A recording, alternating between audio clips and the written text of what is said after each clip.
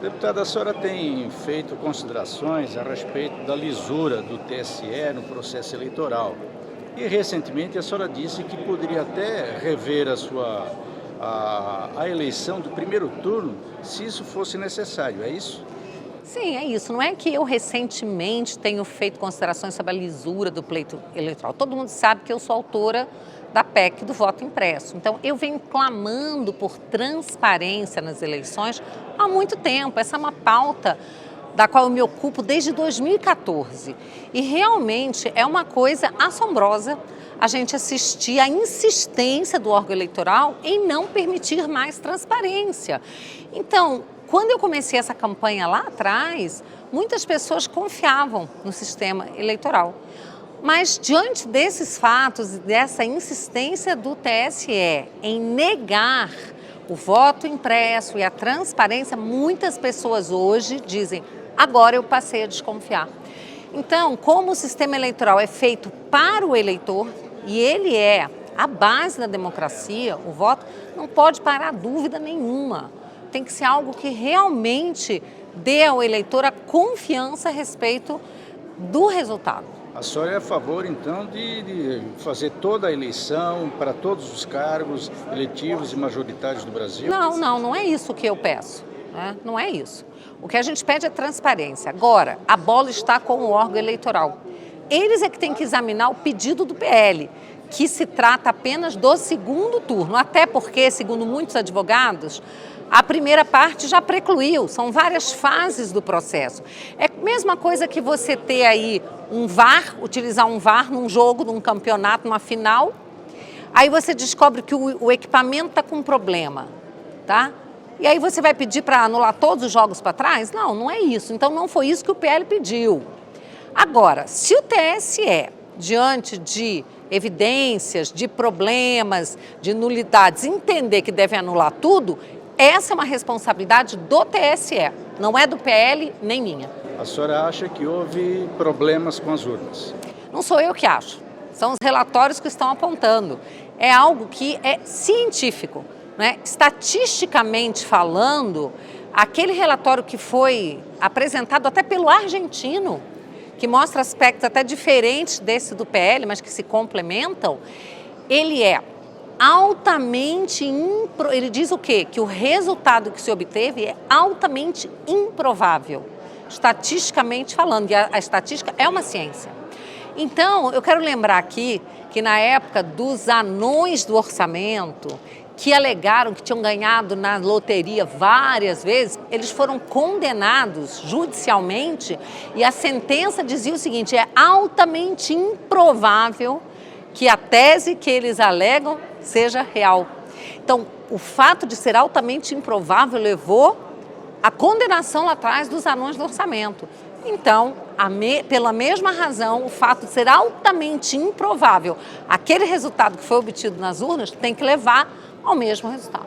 Agora, os chamados bolsonaristas, as pessoas que apoiam o presidente ou têm uma visão mais de direita, não sei se a senhora é exatamente uma bolsonarista, mas tem uma posição de direita, não concordam com o resultado das eleições. Eu queria que a senhora me explicasse isso, por favor. Não tem nada a ver com ser de direita, com ser bolsonarista ou não. Tem a ver com você prezar pela transparência, pela legalidade e ter a compreensão de que o sistema eleitoral, em qualquer modo que ele ocorra, ele é passível de fraude. Pode ser no papelzinho, pode ser pelo telefone, ele sempre vai ser passível de fraude. Então, o que a gente precisa fazer é dar mais transparência ao processo. Aliás, a transparência, ela é um princípio que é abraçado pela nossa Constituição. Então, se não há transparência, se há dúvidas fortes, consistentes sobre a confiabilidade do sistema, ele precisa ser aprimorado. Agora, tem mais um detalhe, eu não quero ficar falando aqui só das urnas. O nosso sistema eleitoral, esse processo eleitoral que nós vivemos nessas eleições, ele já é absolutamente ilegal. Independente das urnas, ainda que as urnas fossem absolutamente transparentes, nós tivemos censura de um dos lados, né? Nós tivemos pessoas tendo suas contas bloqueadas, empresários sendo bloqueados, contas bloqueadas, que eram todos apoiadores do presidente, para que não pudessem ajudar a patrocinar, financiar a campanha do presidente. A senhora acha que o ministro Alexandre de Moraes, ele, aspas, conspirou ao contrário do presidente Bolsonaro? Eu não vou usar, eu não quero usar essa palavra conspirou, mas há muito tempo que o órgão eleitoral, e não foi só o ministro Alexandre de Moraes, não foi só ele, o ministro Barroso também, e muitos outros, há muito tempo que o TSE vem se colocando contra a transparência no sistema e contra qualquer evolução no sistema eleitoral. E a verdade é que nesse sistema, o que nós tivemos foi uma guerra suja. Nós ouvimos o ministro Barroso falar aqui dentro, nesse Salão Verde, que eleição não se ganha, se toma. Mas aí você não pode nem questionar isso. Nós ouvimos, né, também lá nos Estados Unidos, né, o ministro Barroso dizer, perdeu o mané para um brasileiro que estava questionando sobre a entrega do código-fonte. Nós vimos o TSE se recusar a entregar o código-fonte para as Forças Armadas, que foram convidadas a participar do processo, tá, para avaliar a confiabilidade ou não do processo. Então foram muitas coisas, eu não vou dizer que é só o ministro Alexandre. Agora, o ministro Alexandre realmente, ele está à frente desse processo de censurar, de mandar prender, tudo sem processo, de conduzir inquéritos ilegais. Então a situação é grave hoje no Brasil e não é à toa que as pessoas estão nas ruas, não. A senhora concorda com esses pedidos do pessoal que está na rua, de bloqueios, etc., de uma intervenção militar? As pessoas estão na rua pedindo socorro. O povo, que é o detentor de todo o poder, não tem que seguir um script, eu posso pedir isso, eu posso pedir aquilo, o povo pode pedir o que ele quiser. Fazendo manifestações pacíficas, ele pode pedir o que ele quiser.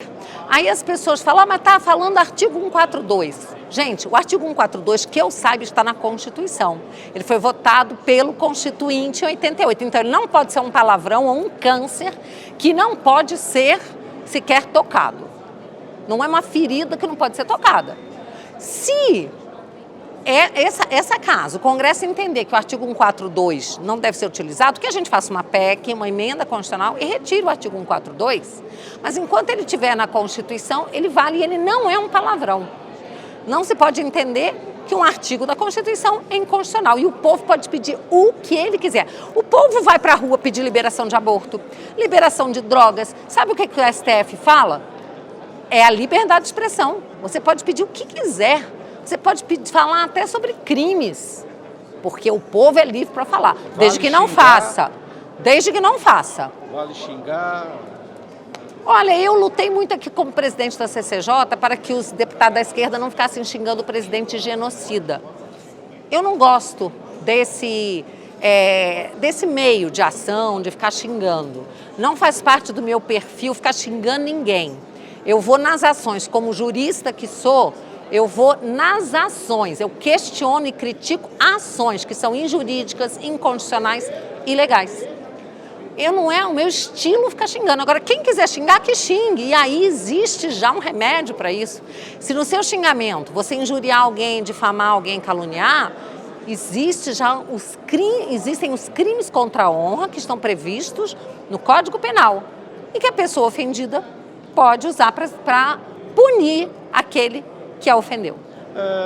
Ao longo da próxima legislatura, os senhores deputados e deputadas, eles vão tentar, e os senadores da parte da direita, do PL, enfim, vai tentar buscar alterar o mandato dos ministros do Supremo, a forma de indicação, de permanência? Demorou. Já faz muito tempo que a gente está tentando isso. Existem várias PECs. E não é só de quem é bolsonarista, de direita.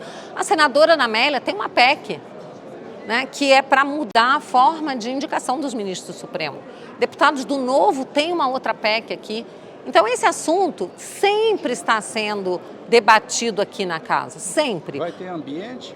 Claro que tem ambiente, tem que ter ambiente para isso, ainda mais no momento em que a gente vive de tanta tensão e tanto desrespeito à Constituição, um ambiente de tanta tirania por parte de alguns integrantes do Supremo. Ou essa casa se levanta e dá uma resposta, ou então não faz sentido a gente ter aqui 513 deputados e 81 senadores para se curvarem diante de atos tirânicos. E nós estamos deixando de cumprir com a nossa obrigação constitucional, que está lá no artigo 49, inciso 11. Compete ao Congresso zelar pelas suas atribuições constitucionais. Eu fui eleita para representar as pessoas que querem que o Congresso funcione. Nós somos democratas. Nós queremos os 3 poderes funcionando dentro das suas atribuições constitucionais e não um poder ou 2 subjugados ao outro. Agora, deputada, só para a gente encerrar aí, a senhora é favorável ao Bolsa Família, o Auxílio Brasil de R$600 a partir do ano que vem? Sempre votei a favor. Sempre votei a favor. Foi necessário fazer isso, né? Porque durante a pandemia muitas pessoas perderam seu emprego, aumentou o número de pessoas desempregadas e o Brasil, com o governo Bolsonaro, foi o país que mais socorreu efetivamente a sua população. Então, parabéns ao governo Bolsonaro. Agora, sou a favor que se continue a dar. Aliás, nós aprovamos uma PEC, os R$400 estão garantidos. Se é para ser 600, que seja. Agora, sou contra furar-teto, sou contra dar aí um cheque em branco para um governo que a gente sabe que é useiro e vezeiro, reincidente em corrupção. E o posicionamento da senhora com o governo do Distrito Federal? Em que situação a senhora vai se colocar?